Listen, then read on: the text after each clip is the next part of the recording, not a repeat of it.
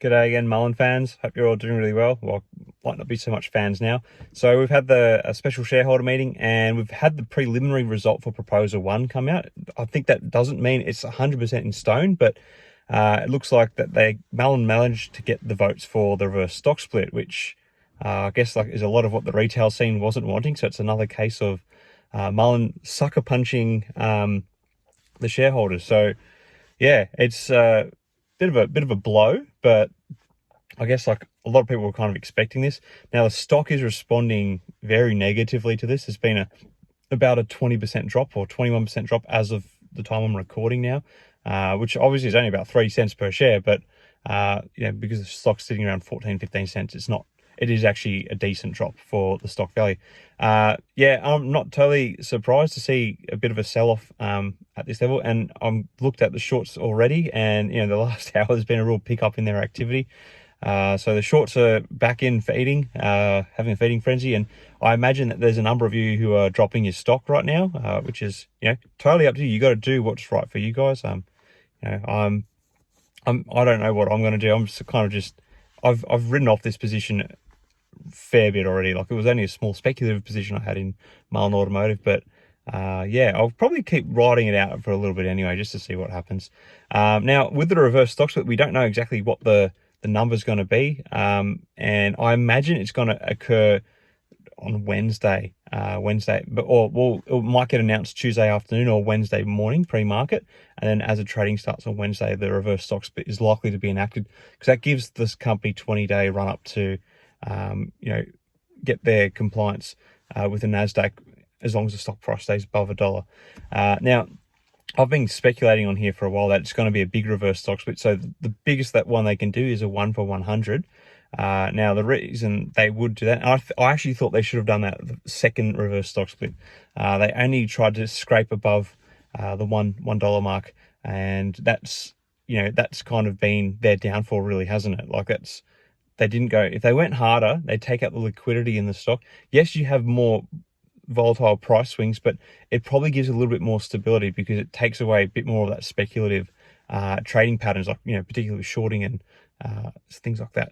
So and that if they do a 100 for 1 reverse stock split right now, the stock goes to, based on what the stock's at now, it goes to about $12 a share, $11 a share. But if you've got less than 100 shares, which is a lot of people who haven't added to their positions after the 2 reverse stock splits, you basically get wiped out of the stock. You might get 1 share, or you might get some tokenistic dollar figure back for your holding. But yeah, it's a lot of people are going to get probably wiped out if they do a small reverse stock split. They could, at the moment, they could get by with a 10 for 1. Think that's going to get them in more trouble with the Nasdaq. And if they fail to get above the $1, it's not necessarily that they're going to get kicked straight off the exchange, because I guess they've been interacting with the Nasdaq, and they've shown that they're trying to be proactive in keeping the company on the Nasdaq. And if you listen to the questions that were asked at the meeting, there was a real strong feeling among the board, which is understandable, that they want to stay listed. And they sort of hinted at things that we've all talked about on here a little bit, that there is a need for future equity ratings. So Diluting Dave is just wanting to keep up with his old tricks, it would seem. He didn't vote in the shareholder meeting, but I'd imagine which way his votes were leaning. He said he wanted to leave it up to shareholders to do so. Now, there was actually another really interesting question that came up in the shareholder meeting, and that was about will the company continue the buyback program, the $25 million buyback program.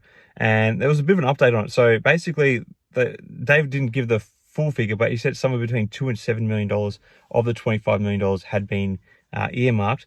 But because the company is in a blackout period, because they're due to file their end of year results, or closing quarter results, I think it's end of year, in the coming days, they're in a blackout period, so they're not allowed to actually take part in a buyback at the moment, because you're not allowed to manipulate your stock value in the lead up to finalizing your financial figures.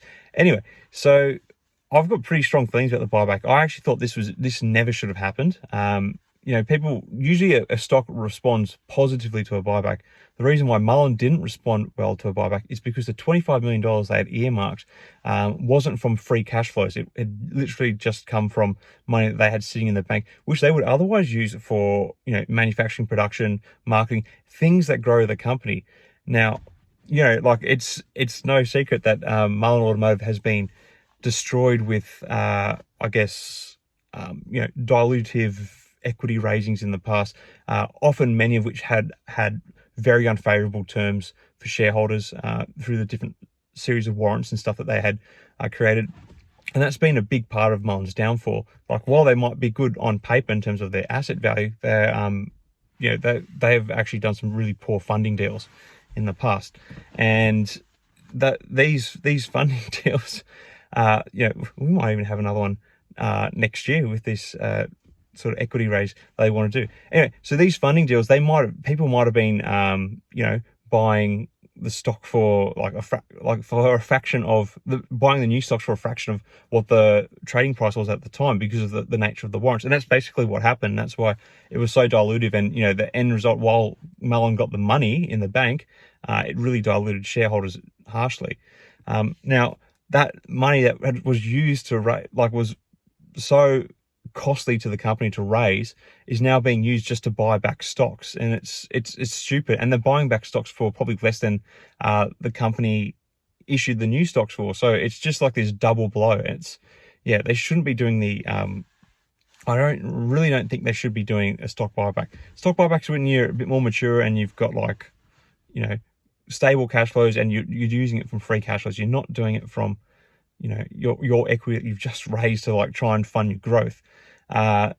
It's so you're cutting off your arm basically, and it's I don't know. I can't think of any analogy on the spot right now to describe it. But anyway, David literally sort of answered a question about it, and he said that they will look at potentially continuing the program next year. And I was like, just give it a rest. If you're gonna go big on this reverse stock split, go big on the reverse stock split.